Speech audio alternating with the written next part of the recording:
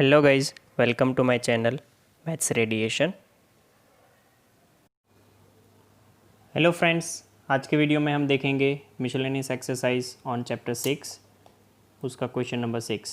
देखो कुछ लिखा है कि find the intervals in which the function f given by f of x is equal to 4 sin x minus 2x minus x cos x upon 2 plus cos x is increasing and decreasing. तो एक चीज़ मैं आपको clear करवा दूँ यहाँ पे कि strictly increasing और स्ट्रिक्टली डिक्रीजिंग, स्ट्रिक्टली सिर्फ इंक्रीजिंग सिर्फ डिक्रीजिंग में फ़र्क क्या होता है। हमको पता है कि जब हम एफ डैश एक्स फाइंड करते हैं वो अगर ग्रेटर देन और इक्वल टू ज़ीरो हुआ तो उस टाइम पे वो सिर्फ इंक्रीजिंग होता है, इंक्रीजिंग ओनली। ठीक है, एफ डैश एक्स अगर आपका ओनली ग्रेटर देन ज़ीरो हो रहा है तो वो स्ट्रिक्टली इंक्रीजिंग होता है।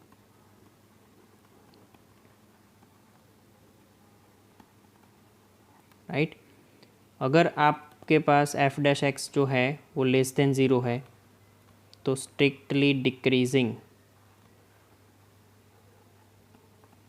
मतलब कि जहाँ पे F dash x less than zero हो रहा है वो अगर पॉइंट लिए तो स्ट्रिक्टली डिक्रीजिंग।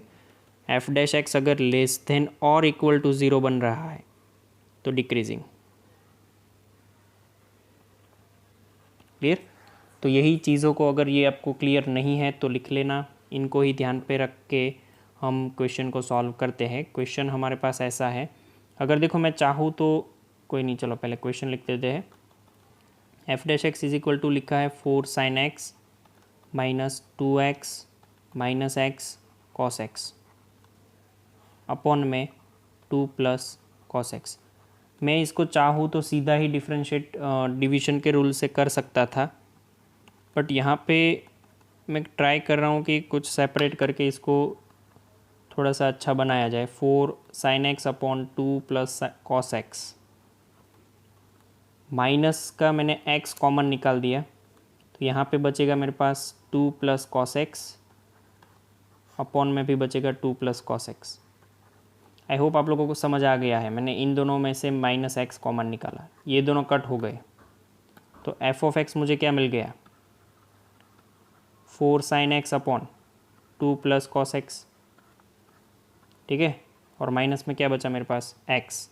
तो ये अब थोड़ा इजी हो गया है, इसको अब मैं कुछ चेंज नहीं करूँगा, इसको ऐसे ही रहने दूँगा। मतलब अब इसको डिफरेंशिएट करने में आसानी हो जाएगी। तो एफ डैश एक्स अगर यहाँ पे फाइंड किया जाए हमें तो 2 प्लस कॉस एक्स लिखेंगे,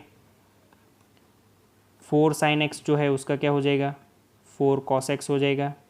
डिवीजन के रूल से ये बहुत ही ईजी हो जाएगा, बराबर। माइनस 2 प्लस कॉस एक्स का क्या हो जाएगा, 2 प्लस कॉस एक्स का करेंगे तो माइनस साइन एक्स, तो minus minus plus sine X हो गया, ब्रैकेट में 4 sin x as it is, और उसके नीचे यहाँ पे बचेगा 2 प्लस कॉस एक्स की पावर 2 और माइनस में x का 1।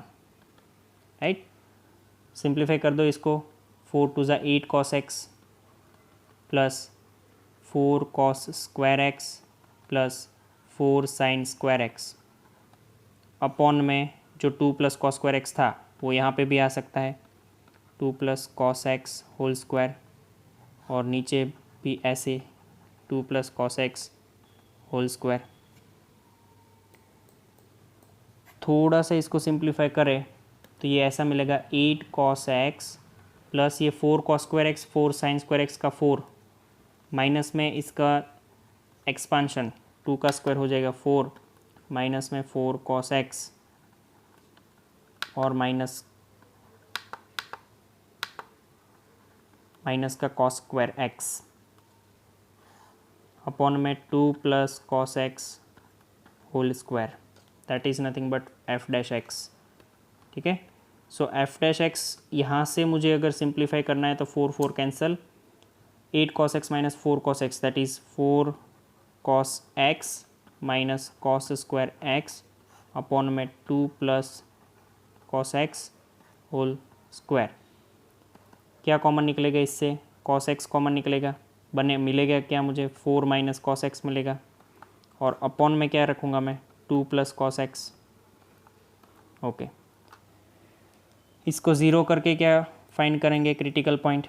सो making f dash x is equal to 0, we will get cos x bracket 4 minus cos x whole square नहीं है is equal to 0, because denominator जो है वो कभी 0 नहीं होगा, स्क्वायर है तो उसका तो कोई प्रॉब्लम है ही नहीं, वो इधर जाके मल्टीप्लाई होकर हो जाएगा, राइट। इधर से दो possibility, cos x is equal to 0 और 4 minus cos x is equal to 0। Again cos x is equal to 0 तो आपको पता है कि x इज इक्वल टू ये चीज़ें आती है 2n+1 π/2, राइट। ये ट्रिग्नोमेट्री का है 11th का। cos x is equal to 4। अब हम सबको पता है कि cos x की रेंज जो है वो -1 से 1 होती है, तो ये तो 4 आंसर दे रहा है, विच इज़ नॉट पॉसिबल, ये पॉसिबल नहीं है। तो यहाँ से इतना पता चला कि x is equal to 2n+1 π/2, but हमें पता है कि हमें कॉस जो है पीरियोडिक है, मतलब कि 0 से 2π में ही देखना है, बाकी तो चीज़ें क्या होती है कि रिपीट होती रहती है, ठीक है। तो 0 से 2π में अगर दो वैल्यू ऐसी ढूंढे जहाँ पे cos x 0 होता है तो वो होता है एक π/2, दूसरा होता है 3π/2।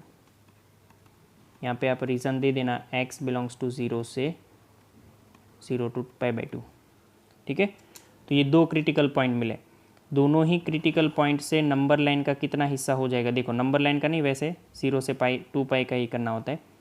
तो ये हो जाता है हमारा π/2, ये हो जाता है 3π/2।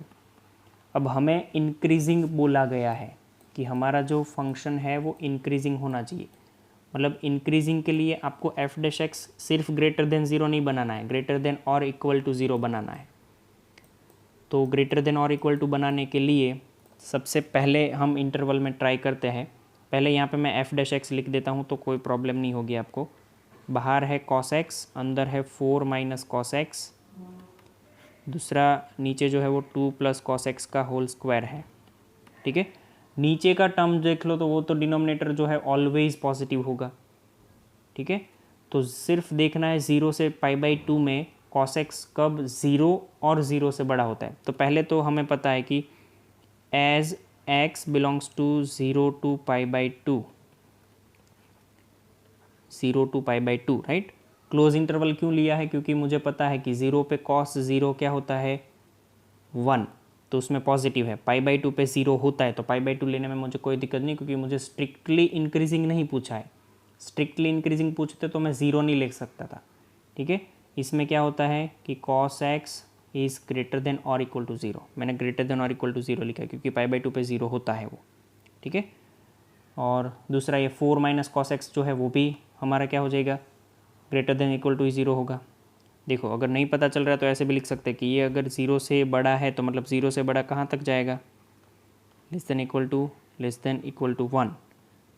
0 से बड़ा सही बात है, बट ये 1 तक जाएगा। अब 4 माइनस cos x, अब देख लो cos x का वैल्यू जो है वो मैक्सिमम से मैक्सिमम 1 जाएगा, तो 4 माइनस 1 वाला जो हिस्सा है वो भी हमें पता है कि 4 minus cos x is always greater than 0, always greater than 0 मिलेगा ये, ठीक है। बाहर का पॉइंट जो है वो 0 हो सकता है, तो ओवरऑल मेरा जो f डैश x है वो भी क्या हो जाएगा, f डैश x मेरा क्या हो जाएगा, f dash x is greater than equal to 0 for x belongs to 0 to π/2 close interval. Same ऐसे ही फॉर x बिलोंग्स टू 3π/2 से 2π, ठीक है। अब 2π तक तो हमें जाना नहीं था, अगर जाना भी होता तो आप क्लोज ले सकते थे। तो यहाँ पे भी हमारा f डैश x क्या हो जाता है, greater than equal to 0। So हम ये दोनों के लिए लिख सकते हैं कि for x belongs to 0 to π/2 union 3π/2 से 2π, क्लोज ले लो कोई दिक्कत नहीं है, क्लोज ही ले लो चलो, ठीक है।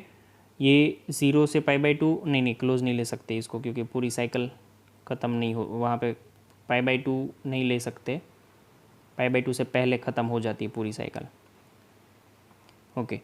तो इसके लिए क्या होता है कि f ऑफ x जो है f of x is increasing,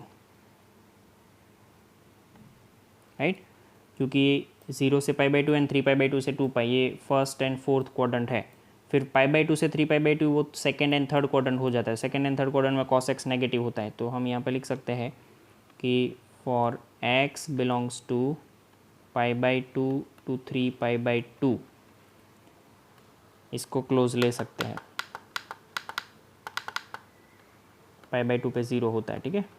3π/2 क्या लिख सकते हैं कि f cos x is negative, मतलब लेस देन और इक्वल टू 0।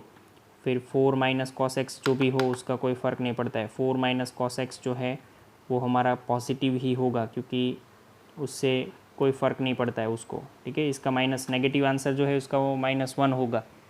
-1 डालोगे तो 5 हो जाएगा। नीचे का टर्म तो पॉजिटिव ही होगा, तो इससे क्या हो जाता है कि f डैश एक्स जो है हमारा वो लेस देन और इक्वल टू 0 बन जाएगा। That means for x belongs to π/2 close से 3π/2 क्लोज में f ऑफ x क्या हो जाएगा हमारा, f of x is strictly नहीं, सिर्फ decreasing, is decreasing, right. Okay, I hope आप लोगों को ये क्वेश्चन पूरा अच्छे से समझ में आ गया है। तो हम आगे देखेंगे अभी। तो गाइज थैंक यू।